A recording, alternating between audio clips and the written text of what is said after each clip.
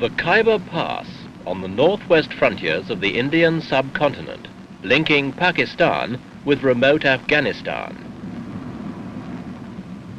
To drive north through the sullen mountains is to journey backwards in time, to an isolated nation which has consistently ignored the approach of a 20th century world. But this year, events have caught up with and overtaken feudal Afghanistan. Traditionally a buffer state, standing alone between major powers, it has suddenly caught world attention.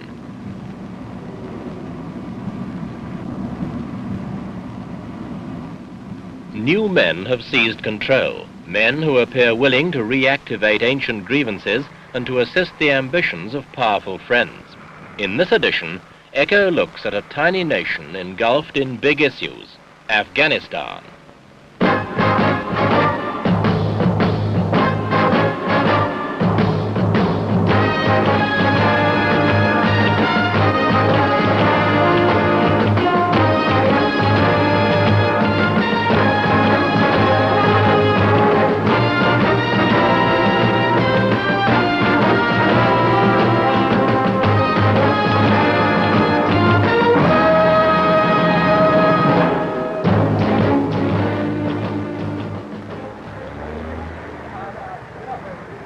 For centuries, the Pathan tribes of Afghanistan have lived by their own rules.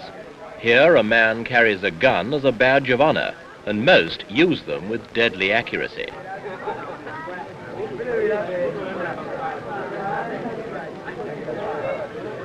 Here, even today, tribal chiefs rule with absolute authority and tolerate no interference, even from the state. Armed with independence of spirit, they've never compromised with foreigners. The British came here and stayed long enough to fortify such ragged borders as could be established. But they retreated, leaving little more than a few rusting relics.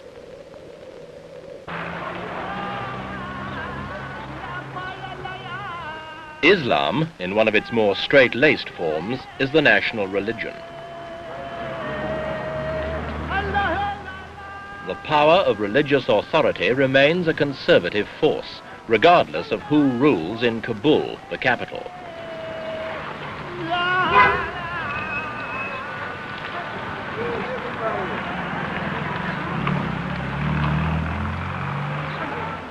And the streets of the capital illustrate this nation's problems, principally that of poverty. The average annual income in this country is less than $75. The illiteracy rate is 90%. Slavery was officially abolished only in 1947.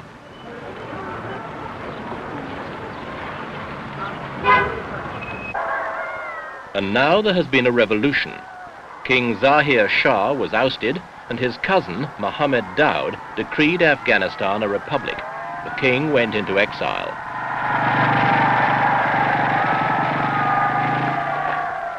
The new regime has the backing of Afghanistan's small but powerful army, and that in turn is supplied and equipped by the Soviet Union.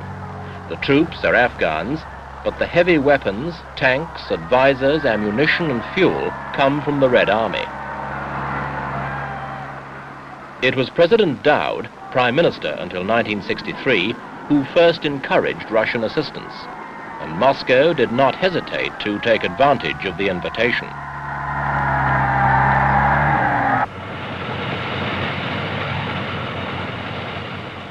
They poured in aid, both military and civil. They built this enormous power plant on the Kabul River. They even mollified the Muslim community by building the odd mosque. Curious indeed, for they suppressed their own Muslims in the Soviet Union.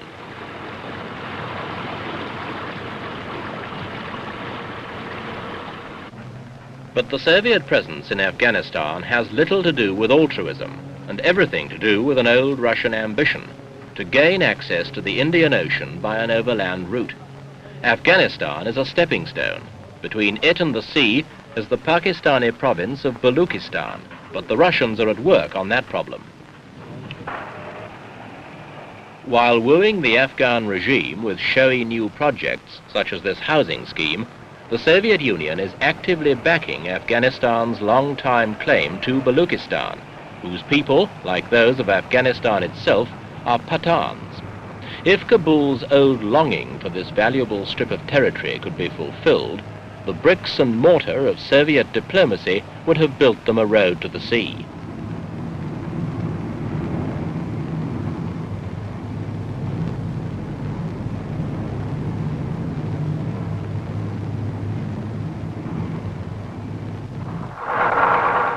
One thing that stands in the way is the presence of their bitterest enemy, the Chinese. They fully understand Soviet ambitions in this area and have busied themselves with a number of practical civil aid programs while keeping a close eye on developments, especially those concerning Afghanistan and the Chinese ally, Pakistan.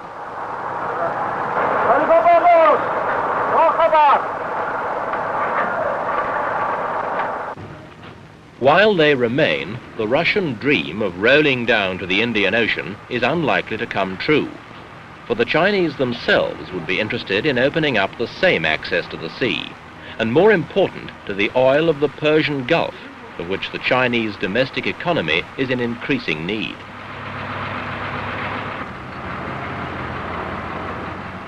Until Mohammed Daoud's coup, the Afghans had played a waiting game, accepting aid from all quarters.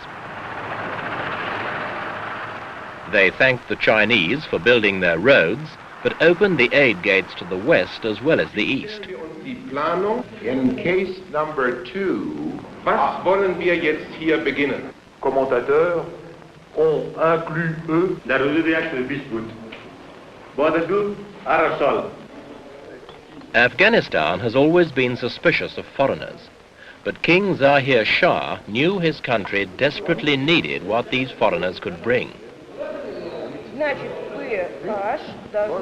Now Mohammed Daoud has, for all intents and purposes, allied himself with the Soviet Union. The ordinary Afghan, caught in the endless circle of subsistence living, now has his future in pawn to the Russians as well. And the future does not look that good. While the Russians were building pretentious airports and roads, thousands of Afghans have died. A 3-year drought has destroyed bullocks and crops. Water and grain supplies dwindled. There is little enough economic basis on which to build a new people's democracy.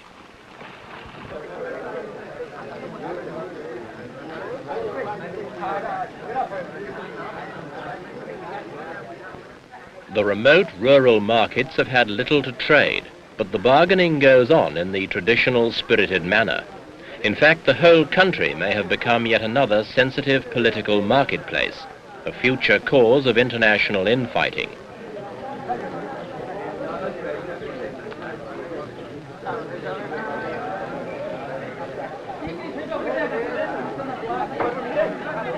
But to anyone who can expect to earn no more than $75 a year, there are more important things to haggle over.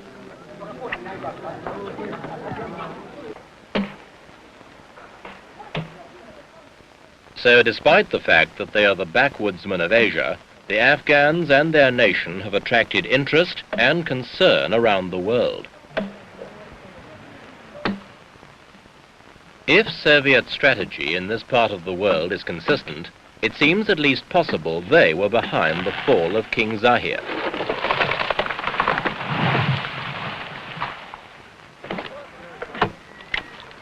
In his place, they have, in President Daoud, a man whose policies they may be able to shape.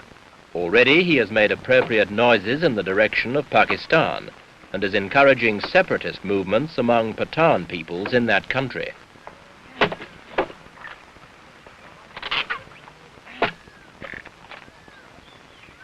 Whatever moves Afghanistan makes now, every step will be watched closely by those nations who could be affected: the Soviet Union, China, Iran, Pakistan, India.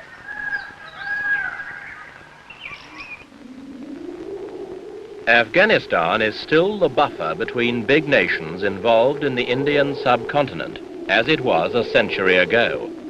But the nations are more powerful today, and the issues more dangerous.